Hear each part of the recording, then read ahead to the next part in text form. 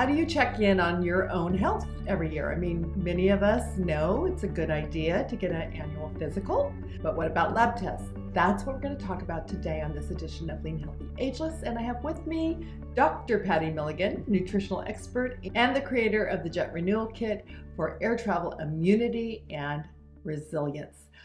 Patty, women ask Robin and I a lot, what tests should I be getting? Now, we're not medical doctors. Right. We can't give medical advice, but we share often the ones we take, but we take a lot of tests. What do you think the average mature woman 50 plus, can really benefit from getting that annual or more often reading? Exactly. I think this is such a great topic. And I work with 3 different physicians, and they're all in biological medicine and functional integrative medicine, I guess. Mm-hmm. And what it seems like common themes are, especially for women our age, are kind of in 3 different buckets. There's one that we should really get as a barometer for the whole year, just to see where you're at with that. And that's what they call the SMAC 20.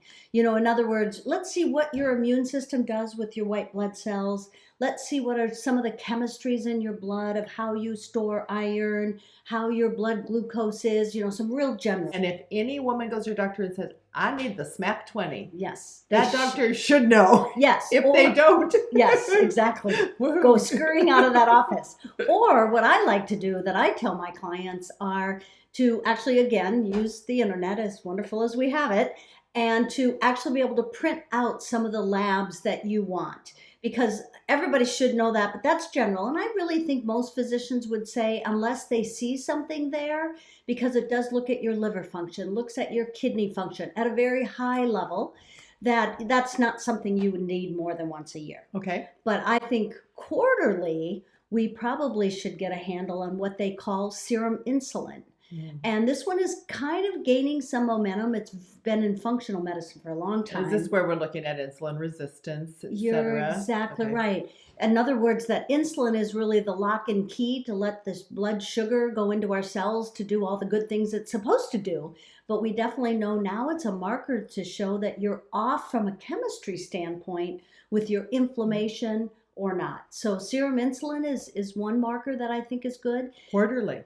Quarterly. Okay. And then I think that's where, again, if you have partnered with a practitioner, that if they see anything that they would want to adjust, then likely you're on specific nutrition, movement, mindset, you know, recovery and supplements that you would want to know that they're actually working. Got it. So that makes a big difference. I think the other ones that we also want to look at are what we call the biomarkers of inflammation, right? And some of these end up being in the cardiac, which sort of, you know, if I can depart for a second, we all should be very well of our family history, because some of these might change based on your family history. And if you have more of a family history within heart disease, then you might want to go down that portal and look at all of the cholesterol breakdowns, right? But at a high level, the inflammation marker that we call homocysteine or C-reactive protein or CRP are some of the ones that the doctors I work like to look at a high level.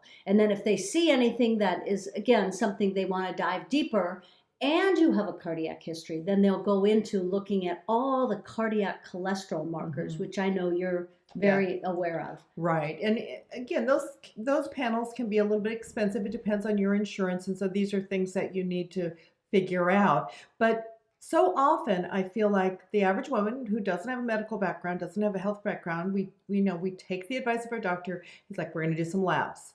And then we're like, do I know what my vitamin D level is? Do I know what my homocysteine is?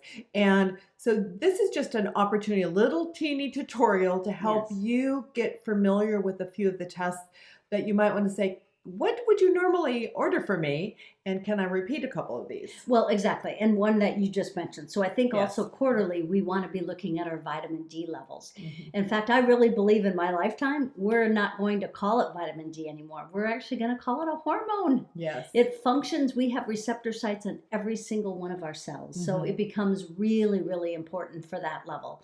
So I really think, and you know, as far as those 3, quarterly, and then obviously if you have a family history that you need to look at biomarkers specific for Alzheimer's or specific for the cancer route or cardiovascular, that's when again you can really sort through those.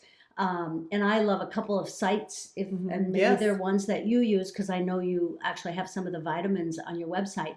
But I find that Life Extension Foundation Yes. does a really nice job at explaining all of these different tests.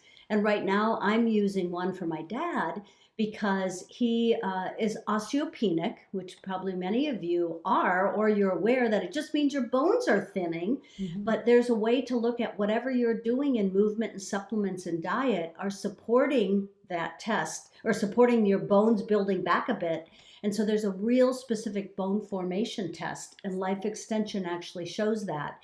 I also find, there's a couple physicians that talk quite a bit about testing. Dr. Michael Murray, who I know you have interviewed before, I like his work, and I also like the work of Dr. Jeffrey Bland, who runs the Institute of Functional Medicine, and they will have a sheet that says these are the upcoming labs, and obviously they're things we're talking about now. But if you Yes, want to know yes. in detail, Well, and let's talk about self-testing a little bit. As an Yes. example, you don't necessarily have to run to your doctor. Yes. Again, you want to cover things that insurance covers if you can. yes, But self-testing on vitamin D, you can do it for Yes. what, $49 or Exactly. so. exactly. Order them. What kind of places can they find a quality vitamin D test? Yes, there are online companies, Mhm. one called Everly Well, Yes. Mhm. and you can actually do food sensitivity testing there as well as you mentioned, Yes. vitamin D. Yes. And then I know previously we actually talked about nitric oxide. So there are some saliva tests now that are coming out that are quite reliable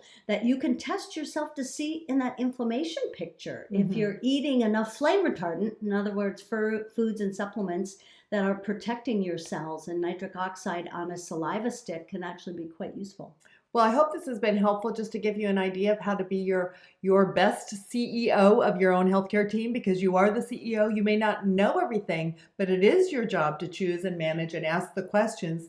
And so our hope is to equip you with that. We'll provide some links in the show notes to some of the things we mentioned, to some of the resources that we mentioned, so you can dig a little bit deeper. Patty, thank you so much for always bringing us such great info for our ageless women. Love to be here.